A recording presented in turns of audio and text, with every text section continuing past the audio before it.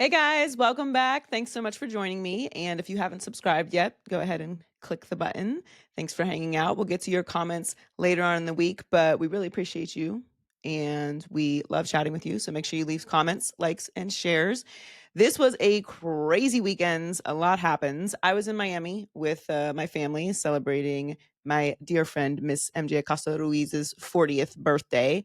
But I obviously was locked in on everything that was going on Sunday. When I got in Friday, I watched the fight with my mother. We will get to all of that.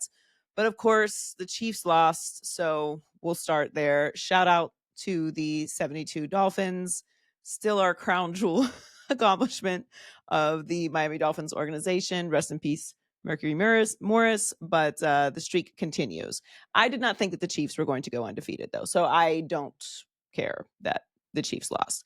It was pretty obvious from the way that the Chiefs have been playing, at least offensively, all year, that this was not a team that was going to just dominate its way through the season into the postseason. They had a nice stretch of games. They're a great organization, so they've been finding ways to win games. They've been getting lucky and also being prepared and beating teams. All of those things are true. But this is a really good Bills team, and it didn't go their way. Okay, it's nothing to freak out about. As Patrick Mahomes said after the game, this is not their goal to go undefeated. They have much, much bigger, loftier goals. Now, look, would it have been historic and incredible to watch a team not only go three-peat for a Super Bowl, but also go undefeated on the way? Yeah, that would have been something to watch. But like I said, the way that they've been playing offensively all year, I am in no way surprised that it ended this weekend. I didn't pick the Chiefs because I wasn't going to pick against the Chiefs until they lost. Now things might look differently moving forward, but it's been 52 years since the Miami Dolphins went undefeated. It's a very, very hard thing to do, and they haven't looked like a team that would go undefeated all season long. I still think they're going to three-peat. I still think they're going to be fine. Look, what happened yesterday was mildly predictable. The defense has been the key for the Kansas City Chiefs for a very, very long time. When we think of the Kansas City Chiefs, we think of them as an offensive powerhouse. In our minds, we still see, for some reason, Tyreek there and Travis Kelsey blowing up defenders and making these unbelievable plays. That's not what the Chiefs are. The Chiefs have Patrick Mahomes and Andy Reid, so they have been able to put talent that would have otherwise disappeared on other teams in really great positions to succeed. They have a perfect next man up mentality because they have such a good culture, because they are so well coached, because they have Patrick Mahomes that fixes things and is the ultimate eraser of talent that may not be on his level.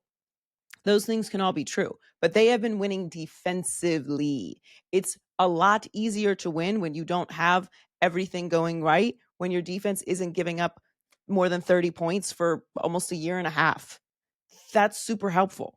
That's not what happened yesterday. So, okay, you run into an MVP level talent in Josh Allen, an opponent you're very familiar with and very familiar with in big games, a team that has beaten you during the regular season before. This is all very predictable. It all tracks. There's going to be days when your defense cannot put you in the best position to win. And are you able to overcome that? And yesterday they weren't. And Josh Allen had an MVP level moment on that 4th and 2.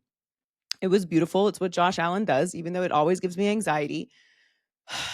He still does it and runs through defenders. I hate it because I don't want to see him get hurt or put extra damage on his body, but that's his style of play. And look, he's fearless and that works. So overall, I think that the Bills are a much better team than everyone thought they were going to be. I was super right about that, by the way.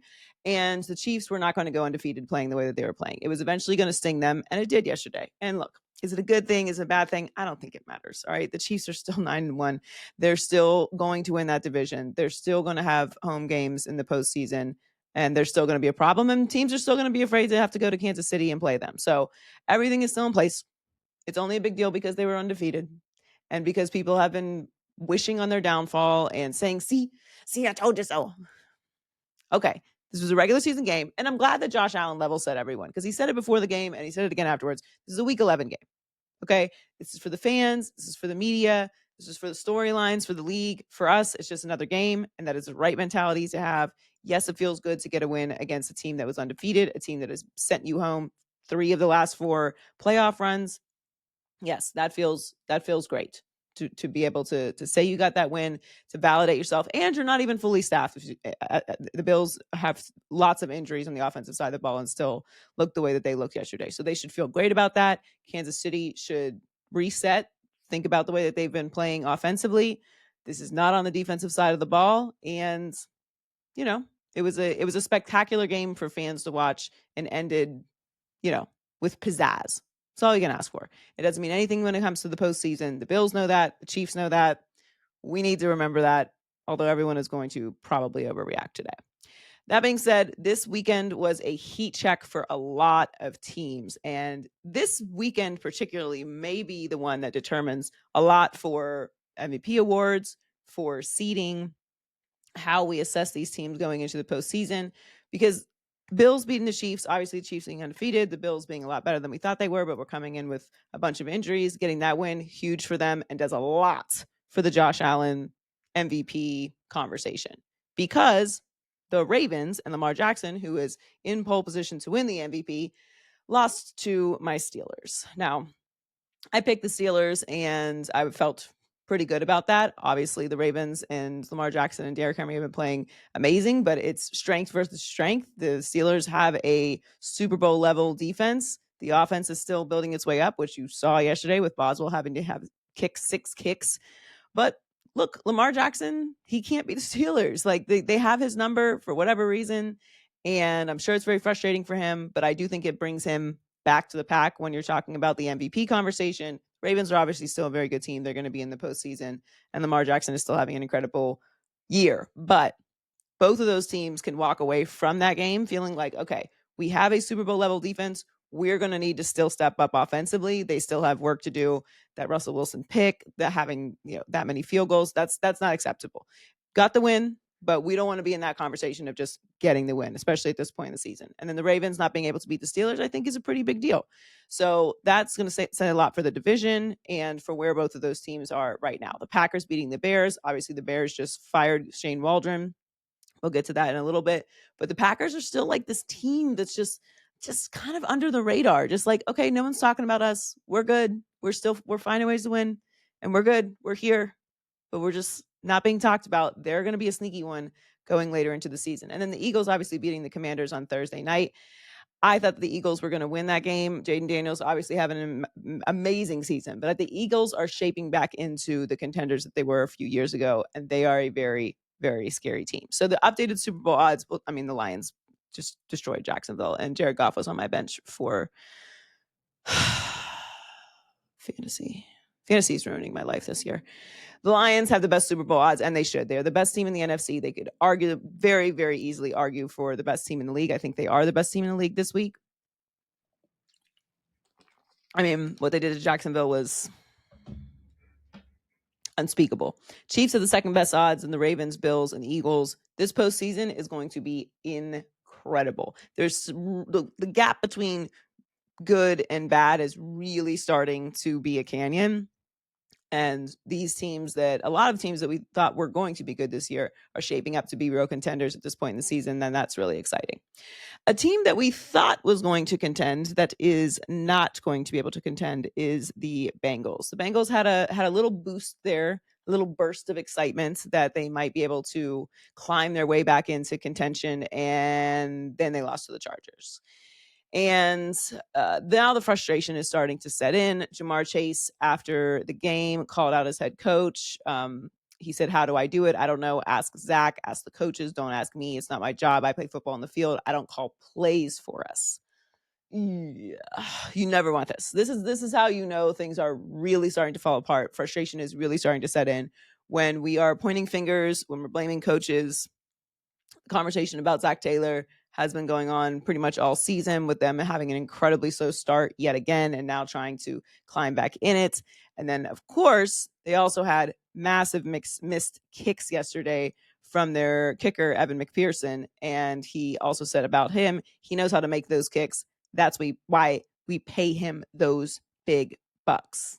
Ugh. And we're counting pockets. Now, obviously, Jamar Chase is going to make his money, but he didn't this year. And talking about the kicker getting paid and Jamar Chase, who is arguably the best receiver in the league, not getting paid, it's it's really got to be frustrating. They're now 1-6 in games decided by 7 points or less this season. They allow the second most points in the fourth quarter and second half. Their defense is not what it was the years that they were going to the Super Bowl and the AFC Championship game. So you've got prime years of Burrow and Chase. Burrow leading the NFL in passing yards, passing touchdowns on QBR, and they are a losing football team. There's 1 year left on the deal for Jamar Chase. I think that the Cincinnati Bengals are a team that is going to look, sound, feel very different next year. They're out of it. Like, it doesn't matter. The AFC is way too competitive right now. These teams are rising. The Chargers obviously just put separation between Cincinnati and themselves, and they are a team that's playing really well and back on track with, who are going to only continue to move in that direction. There's down the stretch, it's really going to be a zero sum game when it comes to wins and losses for who's going to get those final wild card spots, and the Cincinnati Bengals are out of it. The season is over. That second half really was the season for them, and for it to go the way that it went just kind of tells you where they are right now as a team. They're not as good defensively. Even though they are good on offense in moments, they still haven't been able to put everything together as a whole. They don't feel like a team this year. And Joe Burrow is going to get a lot of criticism because he's been paid, because he's somebody that we consider to be a superstar. And look, teams have down years. They deal with injuries. The teams don't stay looking the same. Pieces move around. That's how it goes. Every roster has turnover, but you have to be able to maintain a level of competition that is reasonable. And this whole like starting slow thing, that's cute, but when other teams are not doing that, you're putting yourself in a hole. And this is why I argue so emphatically when people talk about how, you're not playing in preseason. So the first 2 games, your stars are kind of getting into it. Okay, yeah, but those first couple games, they count still. They're actually not preseason. They count. They count towards your record. They count towards the postseason. They count towards statistics. So not that I'm blaming the Cincinnati Bengals issues on the preseason, but what I'm saying is they have started slow for multiple years and climbed their way out of it. And that is not a sustainable path to the postseason. And it bit them this year. They're out of it. And that's disappointing. We're not going to see Joe Burrow and Jamar Chase in the postseason, but they're just not the same team. And they're going to look different next year. All right, we're going to get to the fight in just a moment, but I want to finish up with the NFL news, talking about Caleb Williams and all the drama that went on with him last week. So Jay Glazer reported on Fox NFL Sunday that Caleb Williams apologized to his teammates after Shane Waldron, the offensive coordinator, was fired. And I have said this from the very beginning. I have said this before the draft, the moment that the season was over and we started talking about Caleb Williams, that this year for the Chicago Bears should be about developing Caleb Williams and nothing else. It should not be about wins and losses. It should not be about competing for the division. It should not be about matching the Houston Texans and CJ Stroud. It shouldn't be about that. The Bears are a team that has not had a franchise quarterback in forever. They've never had a quarterback throw for more than 4,000 yards in the history of the organization. Chicago Bears are a cornerstone organization of the NFL. Never. It's never happened. The Bears are in the predicament that they're in because of this, because they put together this roster and hyped up a situation that they should be competing for a Super Bowl this year. And Caleb Williams is just going to come in and dominate the NFL, and it's going to be so easy and da da da. Okay. Well, now you have to fire the offensive coordinator, and Caleb Williams is talking to his teammates about his poor play. And it's like, why? This year should have been about developing your rookie quarterback into a franchise quarterback. It takes time for rookie quarterbacks. Even Jaden Daniels, who's having an unbelievable season, back-to-back losses. Okay? Good game and a loss, not so good game and a loss. It takes time. If you have a rookie quarterback, if you have a young quarterback, you are in the development business. If it happens, just so happens, that things break your way and everything comes together and you have great coaching and you stay healthy and they take to it quickly and you do have a run, great. But that should not be the expectations. And expectations ruin players, they ruin organizations, they take away jobs, They skew your view of what is actually happening within your organization, and it creates this level of animosity that is completely unnecessary. You have to be patient. These are young players, these are young men. It takes time. And even yesterday against the Packers, he played good down the stretch. He had a clean, efficient game. The final drive, they're 3rd and 19 from their own 21 because he held the ball too long, which has been a big part of the conversation from week 1 with him, which is a development issue, getting the ball out quicker, which is added to sacks, which is added to the offense not looking the way they're supposed to look because he's a young quarterback. But anyway, he still puts them in a position to have the field goal. Their kicker misses a 46-yard field goal and Green Bay wins. And that's that. Like, so do you feel good because you got to see him do good things in that game? Or do you feel bad because they lost to the Packers and now the Packers are 7-3 and it's a divisional win and they've won 11 straight against you? Which is it? Because to me, I feel good about the fact that you fired the offensive coordinator and then you saw some kind of growth and consistency and efficiency from Caleb Williams. But I bet everyone doesn't feel that way because they are 4-6. But wins and losses shouldn't have mattered from the beginning. I was banging this drum all summer, and I am right. Now, whether firing the offensive coordinator was the right choice or not, and firing the head coach at the end of the season, right choice or not, whether they should have brought in a new coach, whatever. All of that will be determined. The number one goal for the Chicago Bears should have always been developing Caleb Williams. Not wins and losses, not winning the division, not going to the postseason. Who gives a shit? Make sure that your young rookie quarterback is developing good habits in the NFL, is developing into a franchise quarterback, is growing every single week in his skills, in his understanding of the game, in his adjustment to the speed of the game. That should have been the priority. But you immediately made it about the organization and keeping jobs and proving to the fans how smart everyone is. Listen, Ryan Poles has done a great job with the Chicago Bears. It just takes time. We are an impatient society. Everything is microwavable. You're seeing Drake May, who, by the way, has a losing record. Okay. You're seeing Bo Nix with Sean Payton. Okay. Sean Payton. You're seeing Jaden Daniels with Dan Quinn and Cliff Kingsbury. Okay. Those things matter. They make a big difference. It is not the same situation in Chicago. It takes time. They also have Anthony Lynn in Washington. Cliff Kingsbury, Anthony Lynn, Dan Quinn. Those are two former head coaches and a head coach on the defensive side of the ball, who, by the way, is coached in a Super Bowl. Stop comping everything the same. Stop writing out these ridiculous expectations of Super Bowl and could they go to the NFC Championship game? Make sure that Caleb Williams is developing into a franchise quarterback so that you have sustained success for many, many years. That's what you should be worried about. So I think it's a positive that he had a better game yesterday. And who cares that they lost to the Packers? That should not be what you're focusing on. Okay, finally, we have to talk about this Tyson fight. Okay. Oh my God. All right, first of all, we are all worse people for watching that Friday night. We're all worse. We're all worse for it.